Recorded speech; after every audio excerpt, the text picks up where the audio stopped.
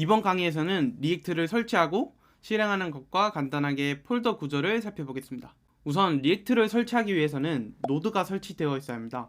노드는 자바스크립트 런타임입니다. 우리가 리액트를 사용하기 위해서는 여러 라이브러리들을 설치하고 리액트 프로젝트를 실행할 환경이 필요한데 그 환경을 노드가 제공해줍니다. 노드를 설치하는 방법은 구글에서 검색창에 노드라고 검색을 하고 맨 위에 나오는 Node.js 공식 홈페이지에서 다운로드 탭에 들어가서 자신의 운영체제에 맞게 맥북이면 맥, 그리고 윈도우면 윈도우로 설치를 하시면 됩니다. 다음은 리액트 프로젝트를 생성해 보겠습니다. 리액트를 설치하기 위해서는 많은 라이브러리들을 함께 설치해야 하고 프로젝트 실행, 빌드, 그리고 개발 환경을 위해서 설정해야 하는 것들이 여러 개가 있습니다.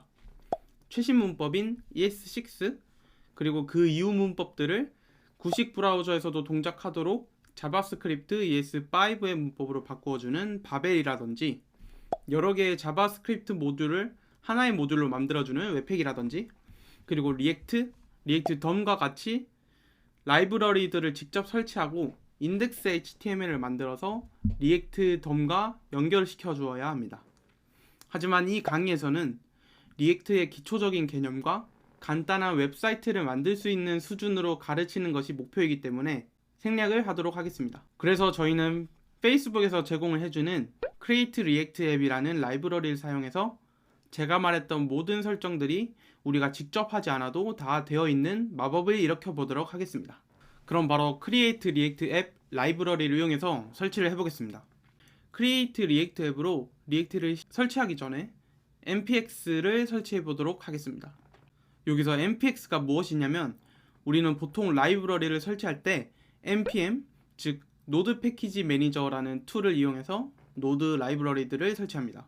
npx는 노드 패키지 러너의 줄임말로서 노드 패키지 실행 툴이라고 보시면 됩니다. 노드 패키지 매니저, 즉 npm은 우리의 컴퓨터에 라이브러리를 설치하기 때문에 용량을 차지하게 됩니다. 하지만 우리가 지금 설치하려는 Create React 앱 라이브러리와 같이 어쩌다가 한 번씩 쓰는 라이브러리는 굳이 로컬에 설치를 해서 용량을 차지할 필요가 없습니다. 그래서 Create React 앱을 한 번만 실행하고 로컬에는 설치하기 싫을 때 npm 대신 npx를 사용해서 라이브러리를 설치하고 바로 실행을 시킬 수 있습니다. 그래서 저희는 npx를 통해서 Create React 앱 라이브러리를 설치와 동시에 실행을 시켜보겠습니다.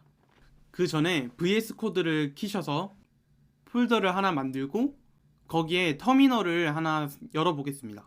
터미널을 여는 방법은 맥북 기준으로 좌측 상단에 터미널 그리고 뉴 터미널을 클릭하면 이렇게 터미널이 뜨게 됩니다. npx로 Create React 앱을 설치하기 위해서 이제 명령을 입력할 건데 그 전에 npx도 설치가 되어 있어야 합니다. 그래서 npx를 먼저 설치를 해보겠습니다.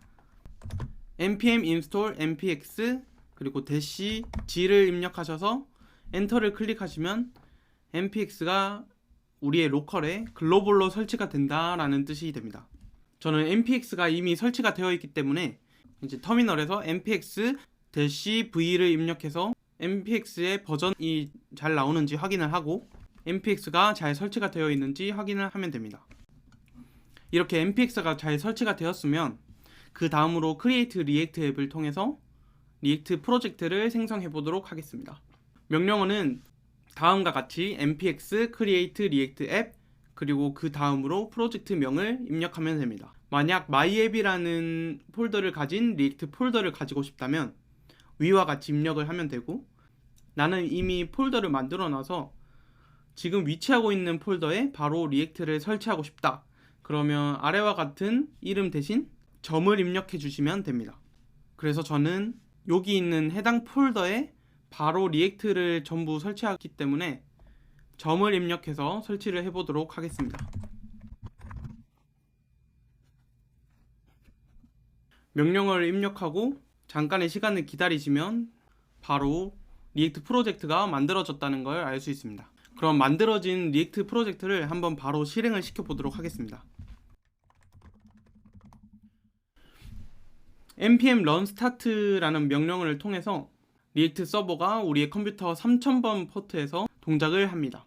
이렇게 3000번 포트에서 리액트가 잘 동작하는 것을 볼 수 있고 이렇게 리액트 프로젝트 설치와 실행까지 빠르게 알아봤습니다. 마지막으로 간단히 크리에이트 리액트 앱의 폴더 구조를 뜯어보겠습니다. 첫 번째로 노드 모듈스 폴더입니다.